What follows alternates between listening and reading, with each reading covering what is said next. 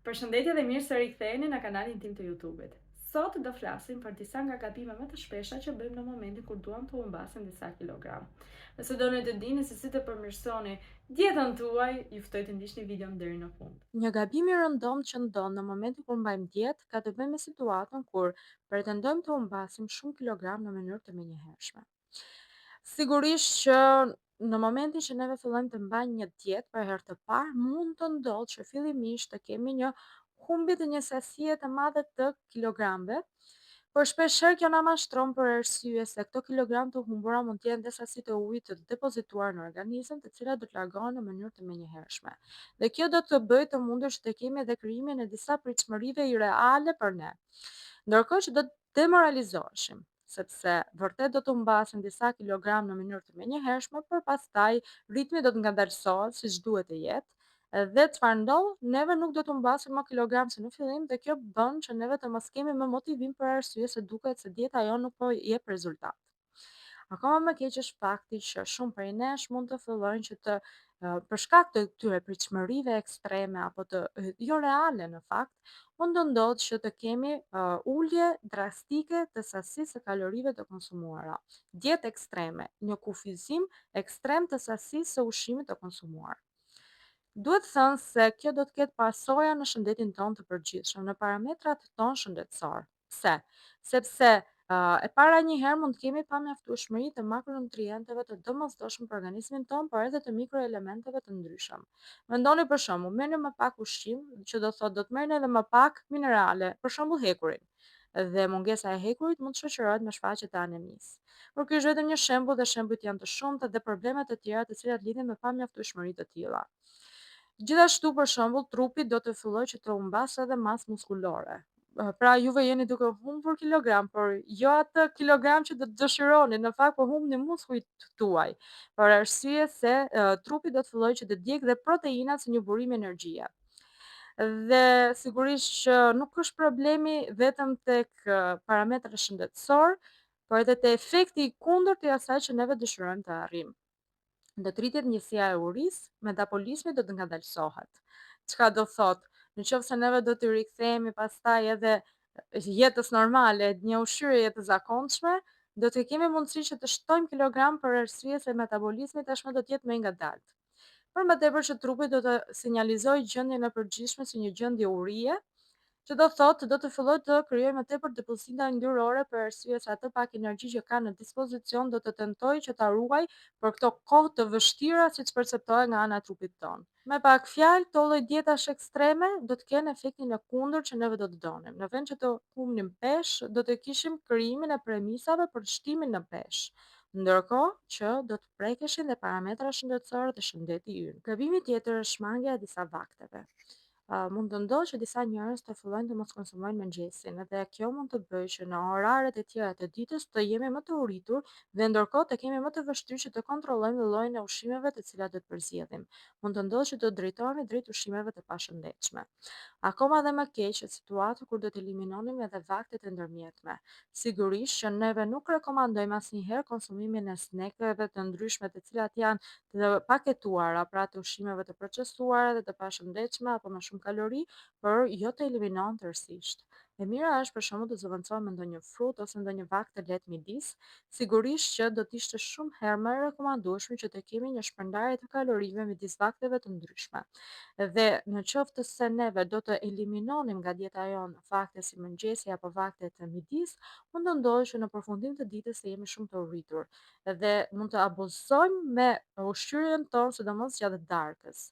Darka është orari më i pak rekomandueshëm për të akumuluar sasitë më të larta të kalorive, për arsye se do të kishim rëndes të stomakut dhe prekje të cilësisë së gjumit, por nga ana tjetër është e kuptueshme që metabolizmi do të jetë më i ngadalë. Një gabim i ngjashëm ka të bëjë edhe me situatën e eliminimit të disa ushqimeve specifike nga dieta jonë. Për shembull, disa persona mund të fillojnë të eliminojnë byllmetrat, që do thotë qumshin dhe nën produktet e tij.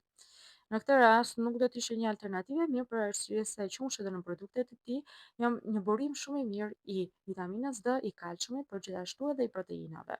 Për më tepër dhe i probiotikëve, sa herë kemi thënë në çdo video se kosi dhe kefiri, që janë në fakt bilmetra, i do të mund të ndikonin pozitivisht në shëndetin tonë dhe në procesin e tretjes. Pra, flora jon bakteriale ka nevojë për probiotik në mënyrë që të realizojë me sukses tretjen e ushqimeve.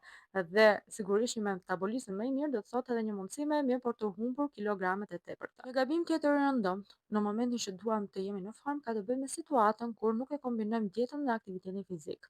Nuk mund të presim që vetëm dieta të bëjë efekt pa kryer aktivitet fizik, ashtu sikurse nuk mund të presim thjesht aktivitetin fizik që të japë rezultat pa kombinuar atë me dietën e duhur. Duhet e kemi parasysh edhe diçka që duhet jemi të vetëdijshëm për sasitë e kalorive që konsumojmë në momentin që kryejmë një aktivitet fizik. Disa njerëz për shembull mund të egzagjerojnë dhe mund të mendojnë se kanë ndjekur më shumë kalori se sa është realiteti. Ose një gabim tjetër i rëndom ka të bëjë me situatën kur disa persona mund të kryejnë aktivitet fizik të lodhshëm dhe më pas ta shpërblejnë veten duke konsumuar shumë ushqim. Duhet të jemi të vetëdijshëm të sasisë së kalorive që marrim përmes ushqimit dhe sasisë së kalorive që djegim dhe balancës që do të krijohet midis këtyre dy elementeve. Prandaj është e rëndësishme gjithashtu që të mos bëjmë një gabim tjetër që ka të bëjë me atë të mos monitorimit të sasive të kalorive të konsumuara. Fatmirësisht, sot është shumë e lehtë të bëhet kjo gjë për arsye se ka aplikacione nga më të ndryshme të cilat do të mundësojnë që të shkruani se cilat janë ushqimet që keni konsumuar gjatë ditës, sasia e tyre dhe të llogarisin për ju jo vetëm sasinë e kalorive, por edhe të proteinave, yngrynave, sheqernave apo edhe të mikroelementeve të ndryshëm, duke bërë të mundur një monitorim sa më të mirë të dietës tuaj. Një gabim tjetër që bëjmë shpesh dhe që e bëj unë personalisht ka të bëjë me situatën kur shpërblejmë veten në fundjavë me disa ushqime të cilat nuk do të jenë të shëndetshme. Pra mund të abuzojmë me sasinë e kalorive. Çfarë ndodh? Gjatë javës neve mbajmë një dietë të rregullt dhe jemi pak të lodhur nga kjo gjë dhe në fundjavë na duket sikur mund të kemi një ditë në të cilën siç e quajnë jashtë cheat day, pra të tradhtojmë dietën tonë. Por çfarë ndodh nëse këto çifte bëhen të zakonshme, pra të shpeshta, nuk është se do të kemi ndonjë rezultat kush e di se çfarë. Pra nuk është se funksionon në këtë formë që mund të mbajmë një dietë të rregullt, strikte dhe pastaj të abuzojmë në fundjavë. Akoma më keq pastaj është situata që shumë njerëz mund të dalin në fundjavë për shembull për të pirë ndonjë pije alkolike, koktejl dhe nuk e llogarisin fare te pjesa e kalorive, ndërkohë që pijet alkolike kanë një përmbajtje shumë të lartë të kalorive dhe mund të ndikojnë në këtë formë edhe në suksesin e dietës tonë. Çfarëdo lloj gjëje që neve konsumojmë do të mund të ketë ndikim pra tek pesha jon. Prandaj është shumë e rëndësishme, siç ju thash, që të bëjmë edhe monitorime dhe në këtë rast do të na ndihmonin ato aplikacione të cilat do të ndihmojnë pikërisht në raportimin e të gjithë sasive të kalorive dhe të produkteve ushqimore të cilat kemi konsumuar. Një gabim tjetër ka të bëjë me moskonsumimin në ujë të mjaftueshëm. Duhet të marrim 1 litër deri në 1 litër e gjysmë ujë në ditë, mbas edhe më shumë në varësi të personit, për arsye se uji do të mund të përmirësojë metabolizmin, që është domosdoshëm pikërisht për humbjen e kilogrameve të tepërta. Nga ana tjetër, dhe dehidratimi, pra situata kur neve nuk kemi marr ujë në sasi të mjaftueshme, do të mund të ndikojë në performancën tonë sportive. Pra shumë e rëndësishme që të kemi energji të duhura për të kryer aktivitet fizik dhe sport, për të ndihmuar në djegjen e kalorive dhe për ta bërë këtë sigurisht që do të konsumojmë edhe ujë mjaftueshëm. E lidhur me metabolizmin është edhe konsumi i fibrave. Nuk mund të eliminojmë fibrat nga dieta jon për arsye se do të mund të përmirësojë metabolizmin ton, që do të thotë duhet të konsumojmë fruta perime mjaftueshëm dhe t'i bëjmë pjesë të dietës tonë. Dhe këto ishin vetëm disa prej gabimeve më të shpesha që bën në momentin kur duam të humbasim disa kilogram. Ju çfarë praktikash ndiqni për të humbur peshë? Do të isha shumë kurioze të dija më tepër dhe të dija nëse bëni nga këto gabime apo jo, apo edhe gabime të tjera, pse jo. Ju ftoj të lini një koment poshtë videos. Gjithashtu, në rast se video ju ka pëlqyer, ju ftoj që ta ndani atë me miqtë tuaj në share dhe t'i bëni like.